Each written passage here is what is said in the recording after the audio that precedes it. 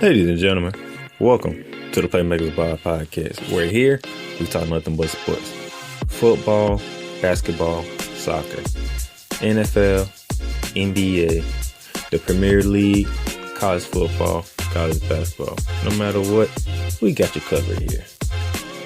Down there, the Playmaker Sallins, the host of Hoops Talk and Rambly Talk, and college football take, along with Dallas Glenn when it comes to college football. The Bear Man, Al-Kazzaz, he got you covered for your internet LC soccer talk and your Cowboys talk. We got you covered, and if you listen to this, that means you're getting ready for one of our shows. So sit back, relax, and enjoy the show.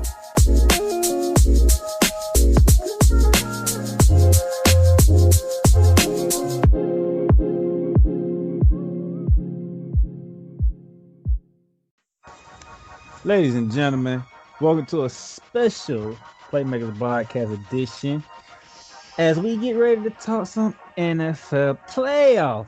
And on this special, I had to bring in another member of the Playmakerz Blog, the Bear Man, the man who is killing it with Cowboys talking Internet LC. I bring to you the Bear Man of Texas, Al-Kazzaz. How you doing, sir?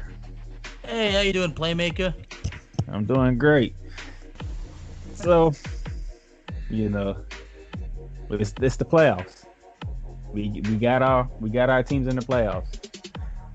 Wildcard Weekend is the first time ever we have 6 games on Wildcard Weekend.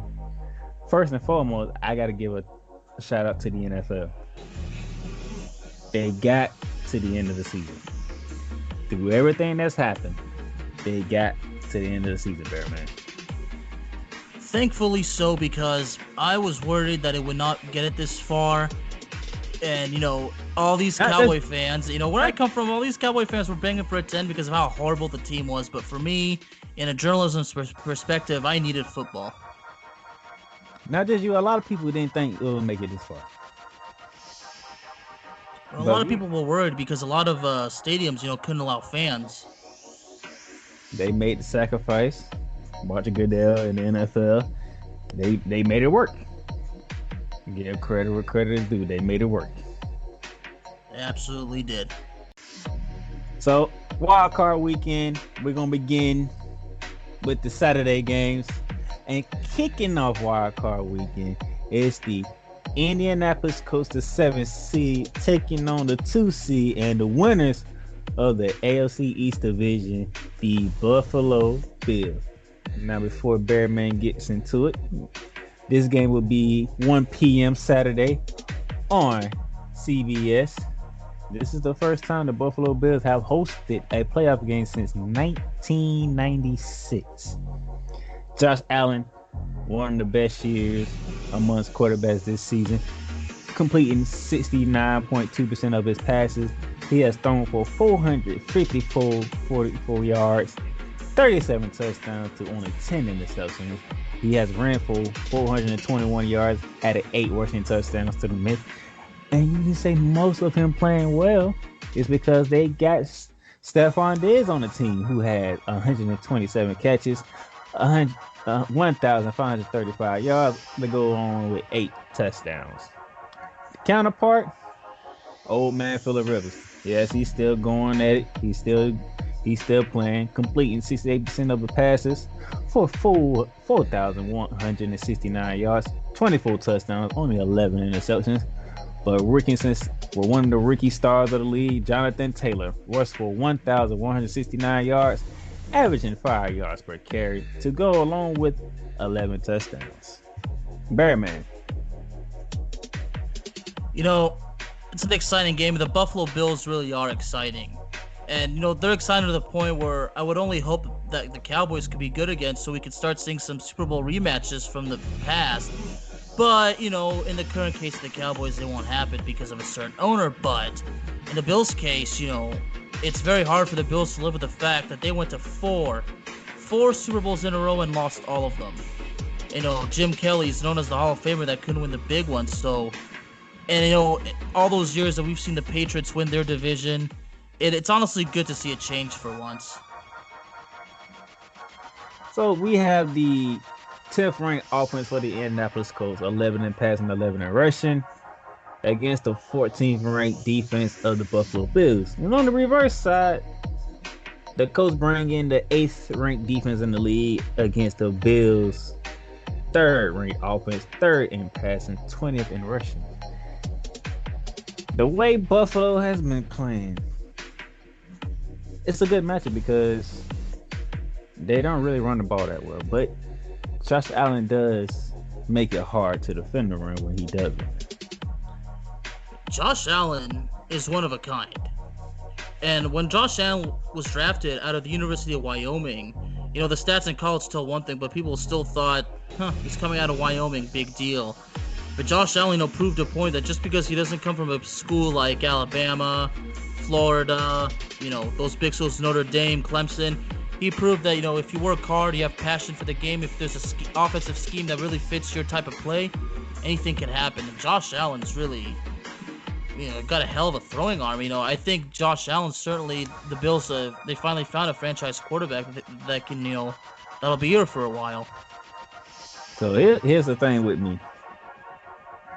The Colts got Jonathan Taylor, one of the great rookie running backs this season. If they can run the ball, they might be able to slow down Josh Allen because they keep them on the sideline. You know, that's what's interesting. You have the very good and respectable running game of Indianapolis versus the very respectable passing game of Buffalo. And both defenses are average. And that's why it's a very interesting game. But yeah, if the running game, you know, keeps going, you know, drains out the clock, wears out the defense, you know, the Colts can actually pull off the upset.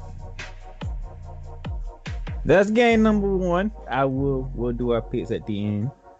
That way everybody knows exactly who we got going. So that's game 1. Game 2, ladies and gentlemen. Seattle, Washington. It's a rubber match. Bearman is 1-1 apiece. The 6th seed, the Los Angeles Rams, my team, against the 3rd seed, Seattle Seahawks, the winners of the NFC West. It's a rubber match. It's 1-1 apiece. For me, I did my take on Ramley Talk, so if you have the opportunity, whatever platform you listen to us on, but use that same platform to listen to Ramley Talk, you'll get a full detail synopsis by me when it comes to this game. But I will say this: Bear match not gonna be about DK Metcalf versus Jalen Ramsey. It's not really gonna be about who's gonna start for us at quarterback. Is it gonna be Goff or is it gonna be Wolford?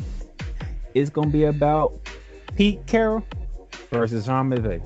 Floor is yours, Batman. You know what's interesting? You know, the days of Seahawks with the Legion of Boom is long gone. Seattle's secondary was among the worst in the league this year. But when you have a team, you know, with a guy like Russell Wilson who can make anybody look good, you know, you can't count out the Seahawks. But I expect the Rams to really, you know, tear the Seahawks defense apart. But I also expect Russell Wilson to put up a hell of an effort to keep the Seahawks in. So while the Rams have a certain advantage as far as offense goes because they're going against a terrible Seahawks secondary, you know, I just don't expect the Seahawks to easily go away. I mean, this is taking place in Seattle. Seattle's, you know, Russell Wilson would make sure that nobody takes a cheap win on his turf. But as far as Jared Goff goes, you know, still, you know, great throwing arm and, you know, still trying to get to that groove to where he was when he took the Rams to the Super Bowl in 2018. And, you know, he's, you know, trying to give the Rams their money's worth because, you know, all that money they're paying him. So if Jared Goff can lead, you know, pull off an upset win, then that'll certainly solidify his spot further because I really believe that somehow the Seahawks are probably the favorite. They are, rightfully so. But, yeah, the winner of this one will have the last laugh of the season. Should be a good one. And then that brings us to the nightcap. The one game on the weekend, Bearman, that these two teams have not faced each other yet. The 5th seed, Tampa Bay Buccaneers, led by Tom Brady, against the Washington football team, winners of your division, the NFC East. We're not going to get into how they won it. That could take forever. I mean, it's humiliating the fact that it's a it's bad enough that there's a team with a losing record, but what's even more embarrassing is that it's a team without a freaking name that's won the NFC least. Yeah. Yeah. That's who we got. Tom Brady completing 65.7% of passes. He has thrown for 4,633 yards, 40 touchdowns, and 12 interceptions. Ronald Jones, 978 rushing yards. He has a total of 7 touchdowns on an average of 5.1 yards per carry.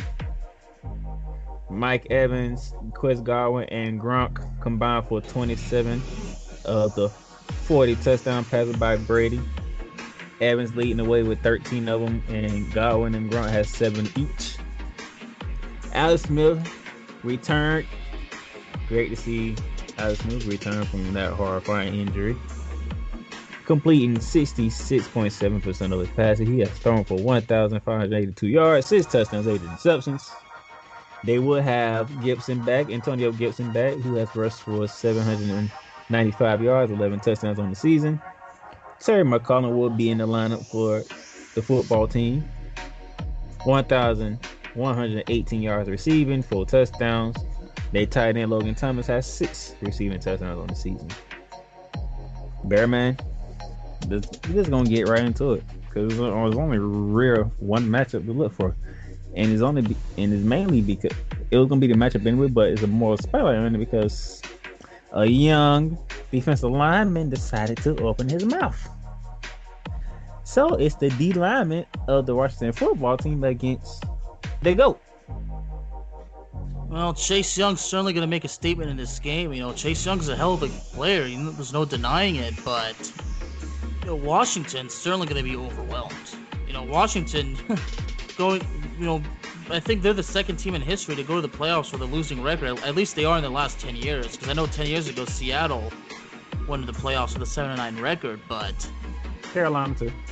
Okay. Yeah, you're right. That's right. Yeah. Oh yeah, they were 7-8-1. I think that was in 2014. But yeah, Washington, I get, they have a bit of bragging rights in the NFC East because they're in the playoffs, but if you get destroyed in the first round, then, it was all for naught, really. I mean, yeah, you have the NFC East, but at what cost? Like, made nothing out of it. You didn't make it mean anything, but, I know that Chase Young could sack the GOAT once or twice, but, and with a very balanced Washington secondary, but going against, Mike Evans, who's one of the best receivers in the league, along with the GOAT. But, I think, and, Antonio Brown as well, let's not forget him. And I think Leonard Fournette's also playing there, but I'm not sure what his status is, how great of a season he had. But, as far as Washington, but, I think at the beginning, Washington might put up a bit of a fight, but I think it's going to spiral out of control. I think Washington could go on a downward spiral in this game. It's probably going to start out okay, but things are going to happen, and really, they might do what the Eagles did. They might quit.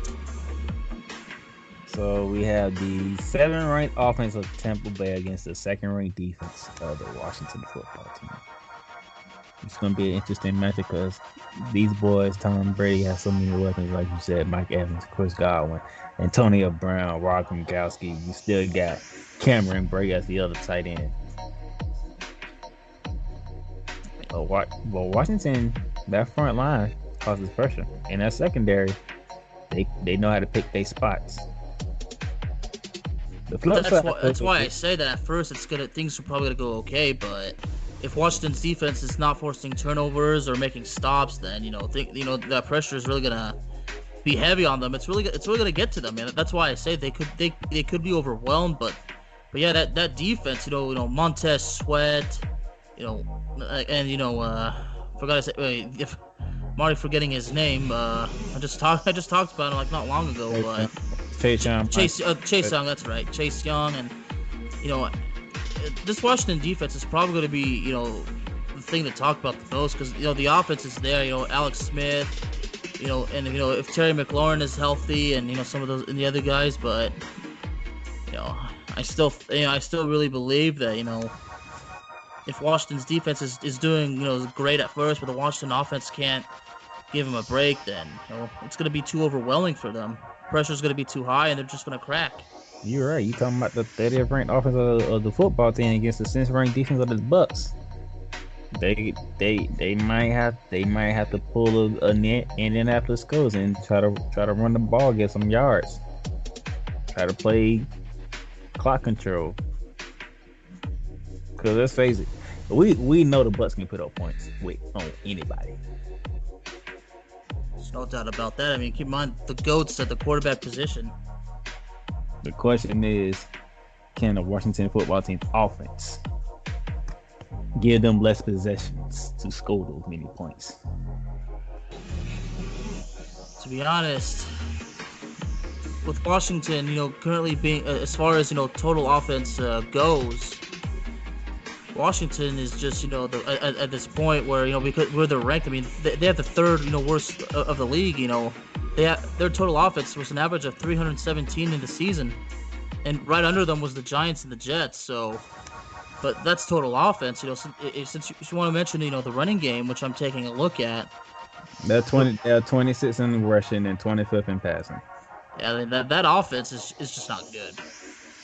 When you have a team that has a very respectable defense, but the offense can't do anything, you have what I like to call an unbalanced team. But it's not just unbalanced; it's like badly unbalanced. It's like one side, is like very high, while the other side's on the bottom. When you're that badly out of balance, it's not gonna work out. You can't win football games. And by balance, I'm not saying like 70-30. I'm thinking like defense is 90, offense is 10. Yeah, that is your nightcap. 8:15, NBC, Tampa Bay, first playoff appearance since 2007. I hope Chase Young's ready. You called out the GOAT. You gotta put your money where your mouth is, young man. Well, if Chase Young gets overwhelmed, that'll be a lesson learned. You don't run your mouth until you actually win. You don't jinx yourself. You don't even think of jinxing yourself. But as far as Tampa goes, like you said, their first playoff run since 2007. Last time they were in the playoffs, dude, I was a freshman in high school. That was 13 years ago. So I don't think Tampa has any intention of throwing it away. So you got the Indianapolis Colts, Buffalo Bills, 105 CBS. Los Angeles Rams, Seattle Seahawks, 440 on Fox. And then your nightcap for Saturday, Tampa Bay at Washington, 8:15 NBC. Those are your 3 games for Saturday. Take a quick break here, get a word from my sponsors, and we'll be right back to preview Sunday's action. Hope you're enjoying the episode that you listened to so far. And if you are, take a quick listen to this. If you ever thought about starting your own podcast because you love to talk, you love to debate, you want to get your thoughts out there to the world, but you got questions. How do I distribute it? How do I record it? How do I get it to host? There's only one answer for you, and that's Anchor. Anchor is a one-stop shop for recording, hosting, and distributing your podcast. Best of all, it is 100% free. Not only 100% free, but easy to use. So if you want to go ahead and start that podcast and get your brand out there, go to anchor.fm/start. Again, that is anchor.fm/start to go ahead and start on your brand right here, right now. So what you waiting on? Get on it.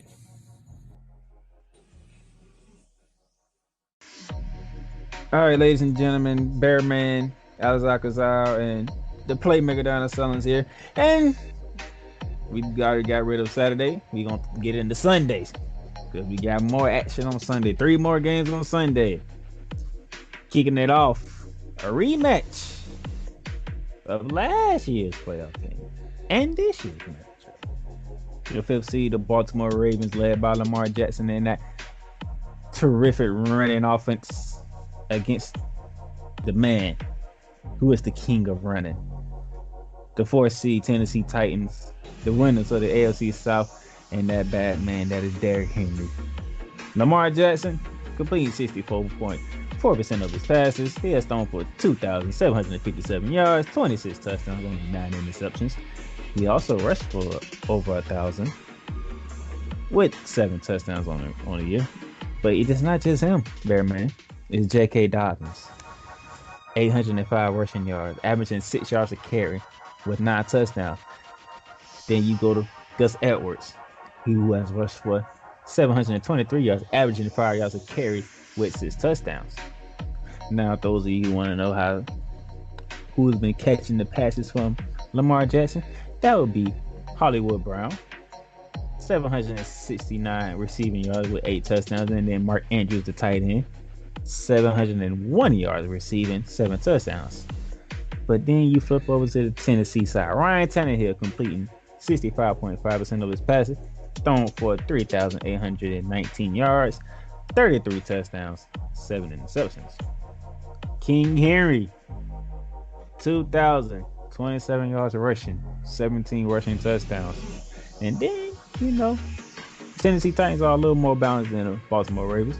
A.J. Brown, 1,075 receiving yards, 11 touchdowns.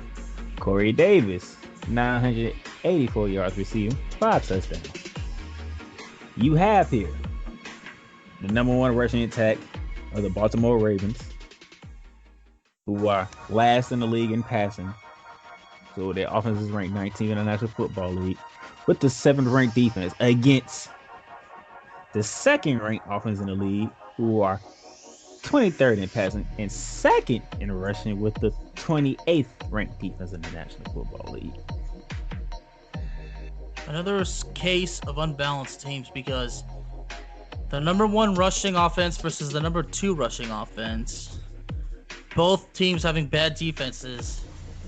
Imagine this game a running contest.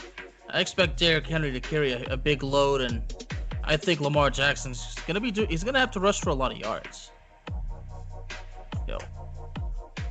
I could see this game, first team scores, or the other team responds. I mean, this game could see these teams, trading off touchdowns, but I expect a lot of rushing yards on this game. But what's unfortunate too, if the more they run, the quicker this game's gonna go. That clock is gonna be run out quick. This game will be 1:05 p.m. ESPN ABC. The road teams in this matchup are 4-0.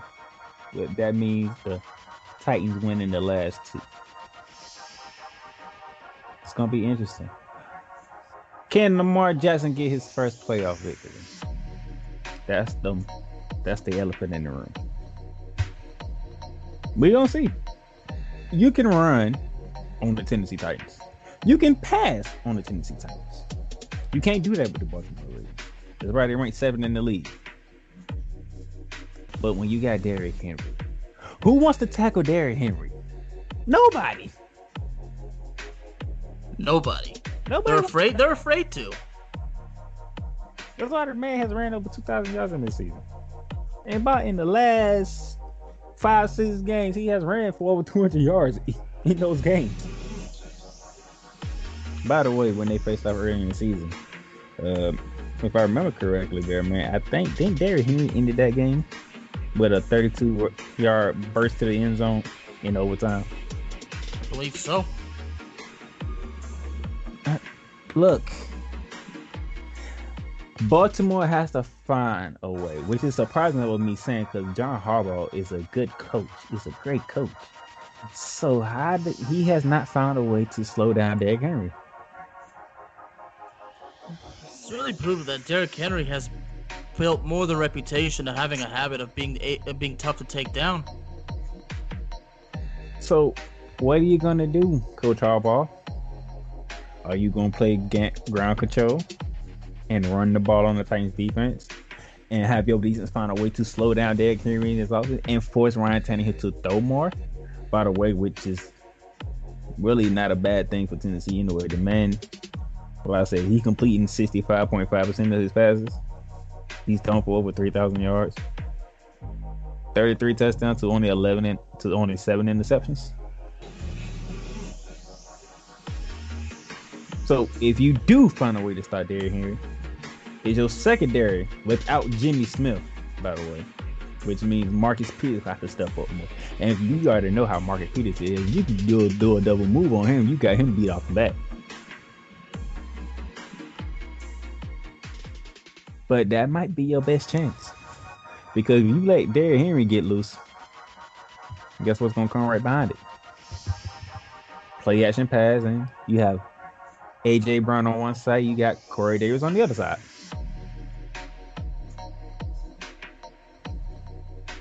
It's gonna be interesting to see the game plan by John Harbaugh.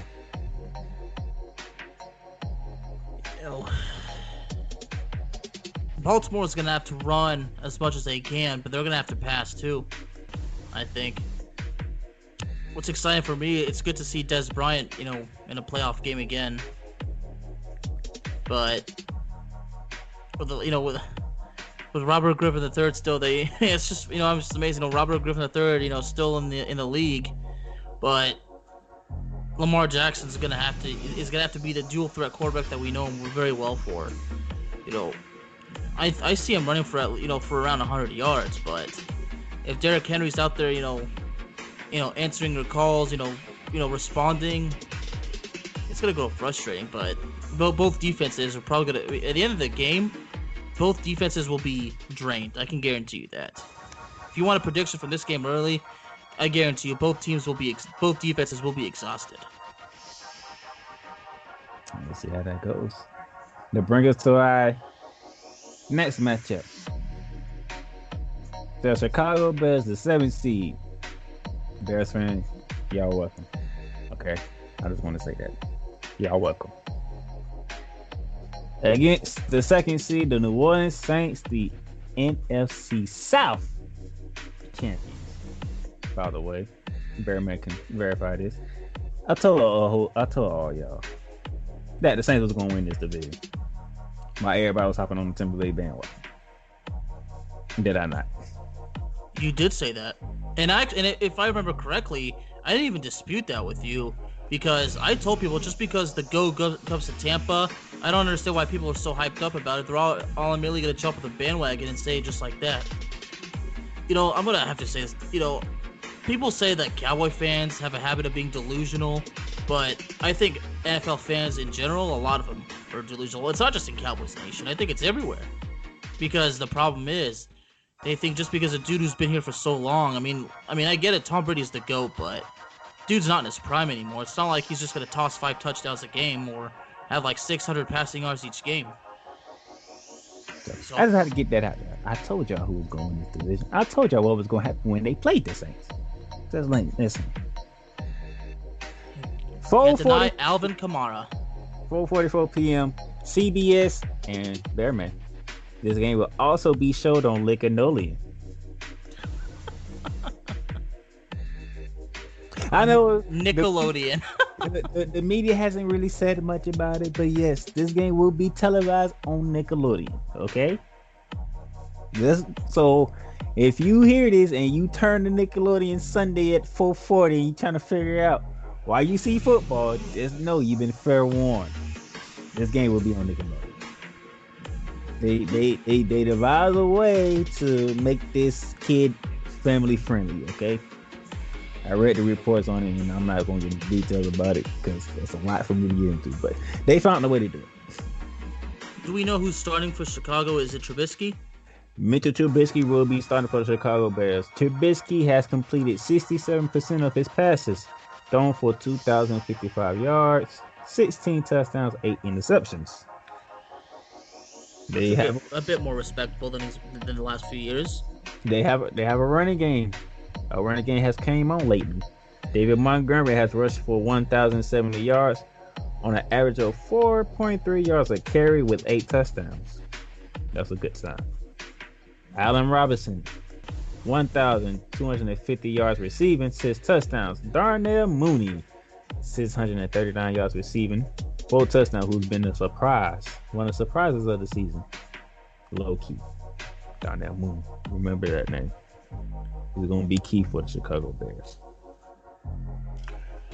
New Orleans Saints, Drew Brees. Like, Bearman. Drew Brees is up there in age, right? Drew Brees is without a doubt, going to be remembered as one of the greatest. I hear they said that he's retiring once the Saints are done this year. We'll see. But this man has completed 70.5% of his passes. I'm going to say it again. Tom Brady completed 65.7% of his passes, right? Josh Allen, 69.2, right? Lamar Jackson, 64.4. Drew Brees is at 70.5 completion percentage.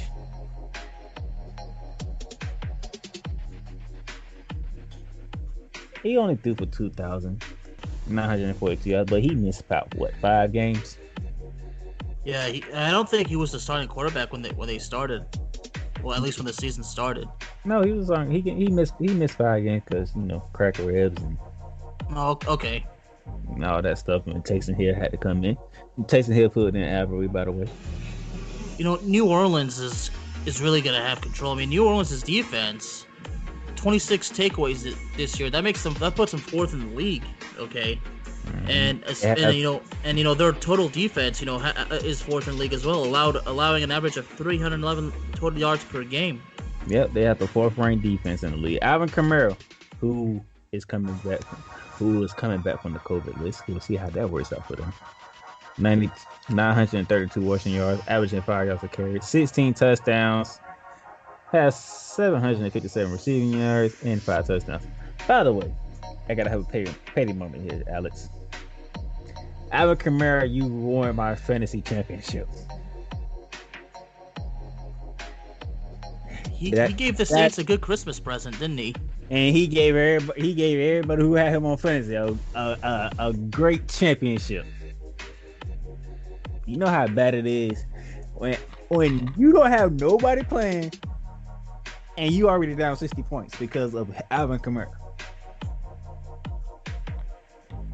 60 points off one player. Like how? Because he decided to go for 6 touchdowns against the Minnesota Vikings on Christmas.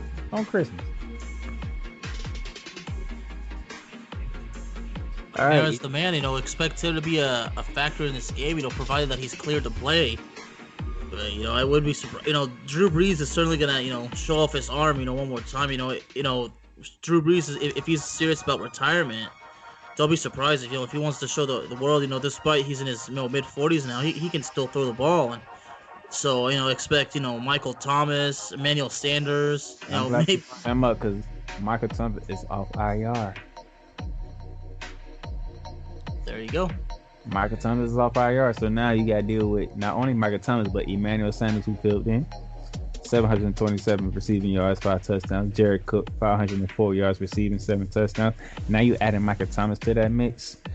You still got Taysom Hill, by the way. Just hopefully I know y'all still got Taysom Hill back there. Dude out of BYU, but in Chicago's case, let's not forget, Montgomery, David Montgomery, with the running game, there's Khalil Mack as well on defense. They're going to need something because that 26th ranked offense with 22nd in passing and 25th in rushing, they're going to have to step against this 4th ranked defense in New Orleans. Now, by them having the 11th ranked defense, Chicago's always known for defense anyway. We'll see how they fare against the 12th ranked offense because you're talking about 6th in the rushing. They are 6th in the rushing. We just mainly talk about Alvin Kamara. Let's not forget about Latavius Murray for backup. And then they use Taysom Hill in the running game as well. I guess what you're trying to say is New Orleans, the Saints, they're loaded. Pretty much. And by the way, if Chicago fans need something to incentivize and give their Bears team something to have billboard material, Chicago's lost 6 straight to the New Orleans Saints. And now you're going to the Superdome. Lucky enough for y'all, there will be no fans. Well, no, I take that back. The New Orleans Saints is trying to have about 50,000 fans in the stadium for this game. Now, we'll see if we get approved or not, but they trying. So you might be walking into the Superdome with some crowd, though. On top of the fact you lost to this team 6 times in a row.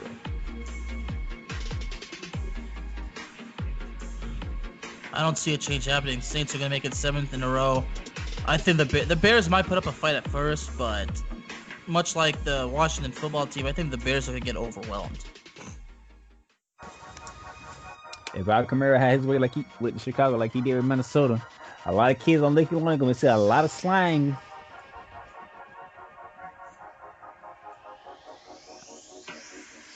I can't go against Kamara. I think, Kamara, dude's not even in his dude's like about to enter his prime. Like this is just the beginning. So, expect to see a lot of Alvin Kamara in the future. This dude's gonna break records. I mean, hell, he could be the Emmitt Smith of this generation. Possibly. Makes me sad because I never got to watch Emmitt Smith during his prime days. I was a baby when all that took place. And then that brings us to our final game of Wildcard Weekend. And if you're not looking forward to seeing this round 3, I don't know what 2 games you've been watching. The 6th seed Cleveland Browns 11-5, and they have finally made the playoffs after an 18-year drought. Yay, yay, yay. And they're going against the third seed Pittsburgh Steelers, winners of the AFC North, and who knows the Browns very well. And let me get through the stats first before I get into the curse of the Browns. Let me ask you, what grade were you in the last time the Browns were in the playoffs, just out of curiosity? 18 years ago. I was 11. And I was in 4th grade. I was 9. and now look at us, in our late 20s, and the Browns are in the playoffs. Last time they were there, we were kids. Oh my gosh! By the way, Johnny Gargano gave them a shout out on NXT. That was great. I like how he used that. 8:15 p.m. NBC. Baker Mayfield, 62.8 completion percentage, 3,563 yards, 26 touchdowns, 8 interceptions. He cut down on his turnovers. Nick Chubb, 1,067 yards rushing, averaging 5.6 yards per carry, 12 touchdowns. His running mate, Kareem Hunt, 841 yards, averaging 4.2 yards per carry, 6 touchdowns. And then you have Jarvis Landry, 840 receiving yards, 3 touchdowns. You got Higgins, 599 yards receiving, 4 touchdowns. And then Austin Hooper, who used to play for the Atlanta Falcons, 435 yards receiving, 4 touchdowns. And then you got Big Ben, completing 65.6% of his passes, thrown for 3,803 yards, 33 touchdowns, 10 interceptions. Surprisingly enough, Bearman, James Conner has rushed for 721 yards on an average of 4.3 yards a carry with his touchdown. That's surprising because we've seen Pittsburgh and we've been looking for a running game. Another game where both teams are pretty well balanced, as far as the running game goes, but as far as Cleveland goes, I mean, didn't the coach just test positive for COVID? It's like you win, you take a step forward, and then you get knocked 3 steps back. I'm back. Cleveland fans is like, can we sustain something for once in our lives? We finally made the playoffs after 18 years, and then our head coach gets COVID. It's a curse, dude. Like, why? Like, why us? So now you got to go into Pittsburgh. You got to go into Heinz Field. Face the Pittsburgh Steelers, who a team that likes to beat up on you every chance they get, besides the Baltimore Ravens, by the way. And now you got to go in there without your head coach. Well, believe it or not, it could be worse. I mean, Baker Mayfield's is gonna play along. There's Nick Chubb, Kareem Hunt, Myles Garrett, Jarvis Landry. It'll certainly, they'll just definitely wish Odell Beckham Jr. could be there, but he's still recovering from a torn ACL. But their coach won't be there. But I guess it could be worse. But I still wouldn't count Cleveland out. But it's not going to be a walk in the park for Cleveland, I'll tell you that. Keep in mind, J.J. Watt's brother, led the league in sacks at 15. And what really hurts is that my Cowboys could have had him, but we took Taco Charlton and turned out to be a freaking bust. But Pittsburgh, really, a lot of people would a lot of critics would say they were probably the most overrated undefeated football team ever because all those wins they got against inferior opponents. But I said, well, it doesn't matter. The bottom line is they are undefeated, and their defense, as far as total yards, it's third in the league. Okay, and as far as takeaways, they're second in the league in 27. So this team is pretty damn good, especially on defense. It's gonna have to be that rushing attack of Cleveland, mixed in with some play action with Baker Mayfield, because I have a feeling TJ Watt gonna try to make his presence felt in this game, and then you gotta stop the triplets: Deontay Johnson, who has 923 yards receiving and 7 touchdowns; Chase Claypool, 873 receiving yards, 9 touchdowns. Juju Smith-Schuster, 831 yards, 9 touchdowns, and I didn't even add in, the tight end Ebron. It's gonna be like it's the triplets of Pittsburgh versus the dual threat running game of Cleveland.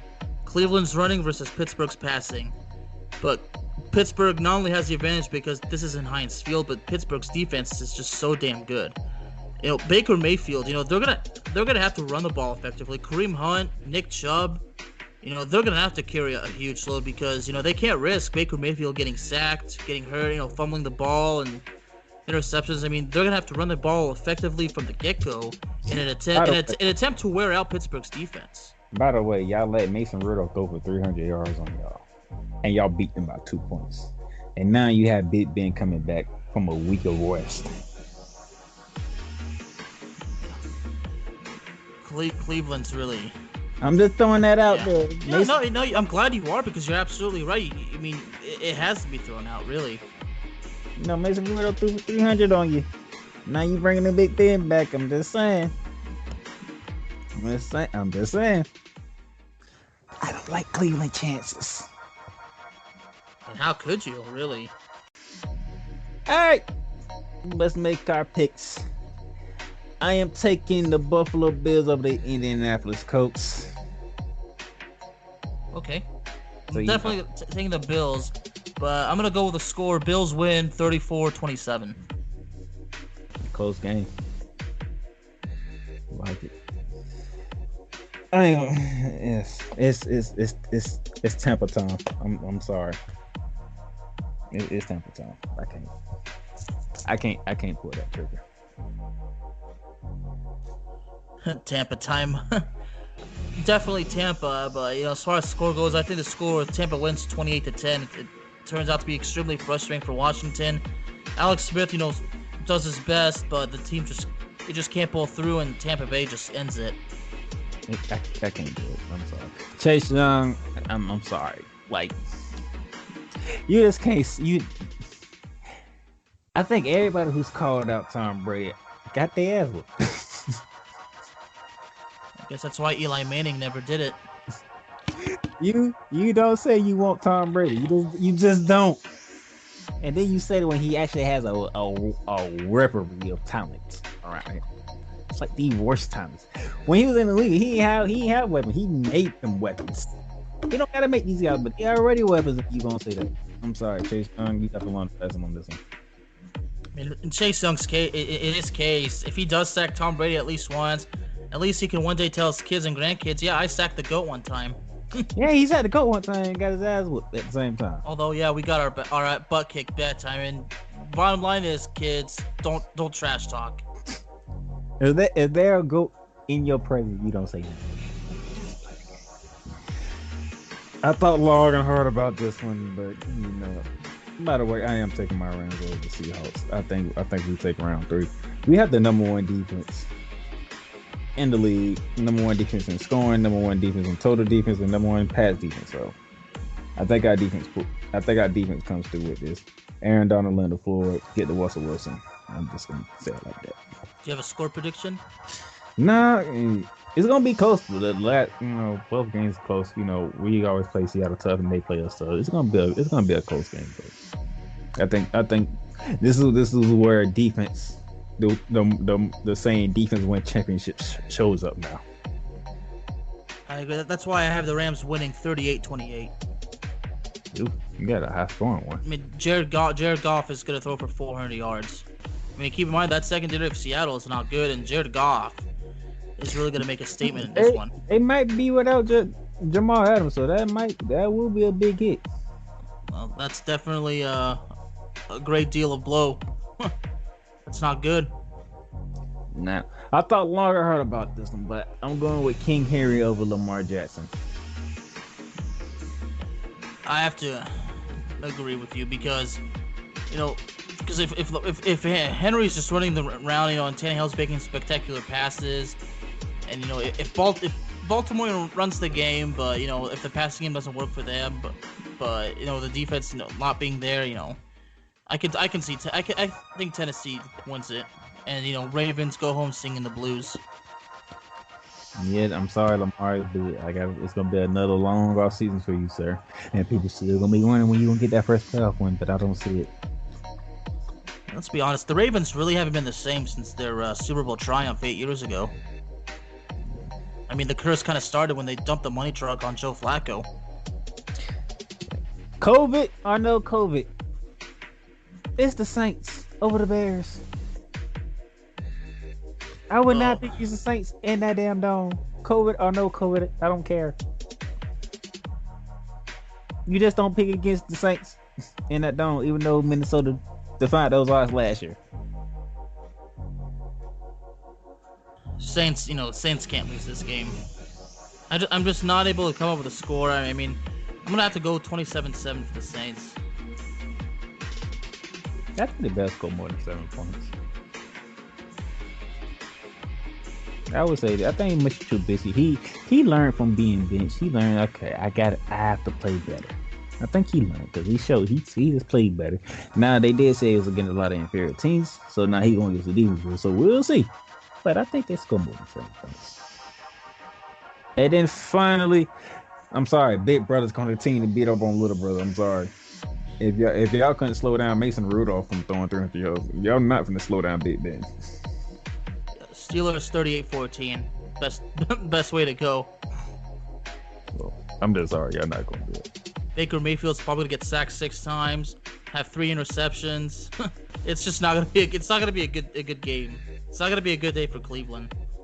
And ironically, don't be surprised if another playoff drought begins. I think the Browns is on the same. But they gonna learn, like, all right, we made the playoffs, but it's not good enough. Now, as we get ready to close out here, I want to give a shout out to a man who will be in the Hall of Fame, no doubt. He even might be up first ballot Hall of Fame. Larry Fitzgerald, 17 years in the league, is officially hanging up the cleats. Now, throwing to my side all 17 goddamn years. But I can't deny the man. The man is one of the great receivers to play the game. Oh, without a doubt. What's amazing too is that the perfect example of him being a team player, never asking for too much money, willing to take pay cuts. I mean, this dude obviously this dude loves to play football. Because I believe, like, when players ask for way too much money and they're not willing to take pay cuts to keep their teammates, much needed players with them, I mean, I really feel like they like money more than football. Like, they don't love football. Larry Fitzgerald, one of a kind man. Great career. Can't wait to see you in the Hall of Fame. When was his rookie year? Was it 2004? Yeah, I believe so. Oh, wow. And I was in 5th grade when he was a rookie. And now he's retiring, and look at me now. God. Yep. Larry Fitzgerald from Pitt University.